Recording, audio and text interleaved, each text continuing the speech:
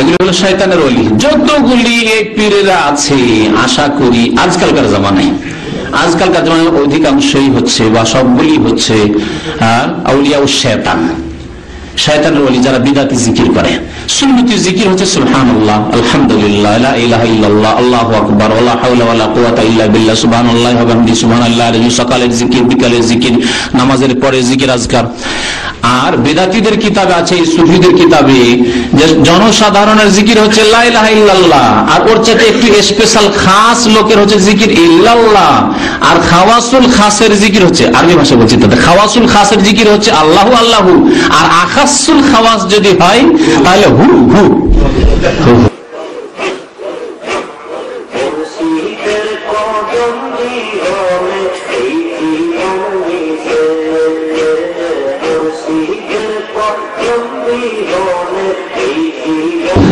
এগুলি সব গুমরাহি, পথভ্রষ্টতা। এই পথভ্রষ্টতা লিপ্ত আছে সুফিবাদী বিশ্বাসীরা।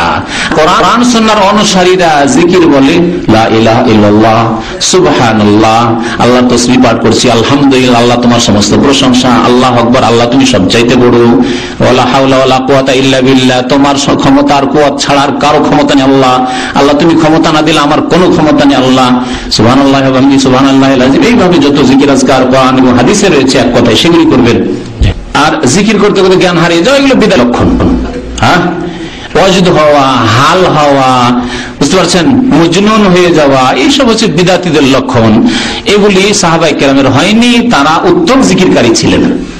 হ্যাঁ, সর্বোত্তম জিকিরকারী ছিলেন রাসূলুল্লাহ সাল্লাল্লাহু আলাইহি ওয়াসাল্লাম, তার সাহাবায়ে কেরাম, খোলাফায়ে রাশিদিন, তাদের এইসব বিদাতি হাল ওয়াজদ এসব হয়নি। সুতরাং হাল ওয়াজদের কথা, এইসব কথাবার্তা যারা বলে তারা আসলে গোমরাহ পথভ্রষ্ট আউলিয়া ও শয়তান। আমি এই ইতিকাদ রাখি এবং এই আল্লাহ পাকের কাছে দোয়া করি যে আমি আমার এই বিশ্বাসে যেন ভুল পথে না থাকি। আল্লাহ যেন আমাদেরকে সিরাতে মুস্তাকিম দান করেন, আল্লাহ পাক আমাকে সহি কথা বুঝার এবং তার তাবলীগ প্রচার করার জন্য তৌফিক দান করেন।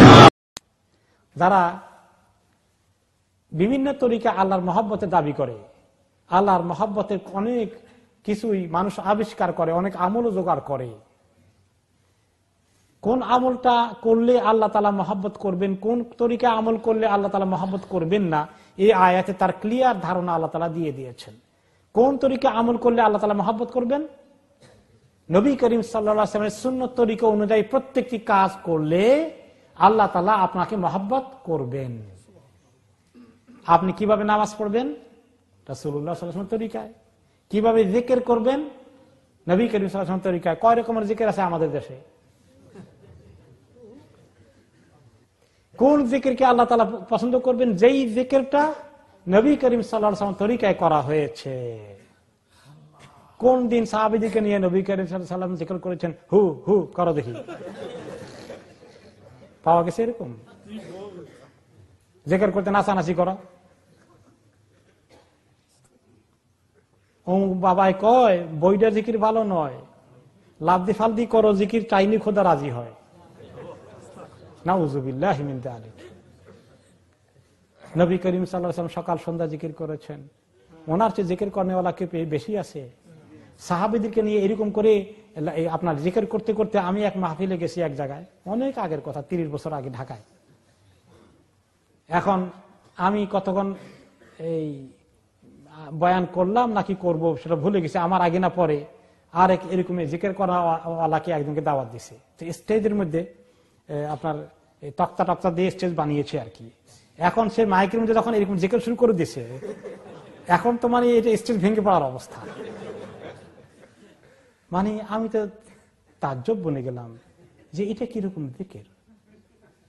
এই উম্মতের মধ্যে আল্লাহ তাআলার জিকিরটাকে এত হাস্যকর বানিয়েছে, এত ফাজলামি করেছে, এত বেয়াদবি করছে। আল্লাহর জিকির কত বড় ইবাদত, কত আদবের সাথে করতে হবে, কত ইখলাসের সাথে করতে হবে, কত মহব্বত দিয়ে করতে হবে, এবং সেটা বাইনাকা ওয়া বাইনাল্লাহ মোস্ট অফ দ্য টাইমস আপনি এবং আপনার আল্লাহ মিলে করবেন। আল্লাহকে সামনে নিয়ে আপনি একা একা করবেন, বেশি বেশি করে।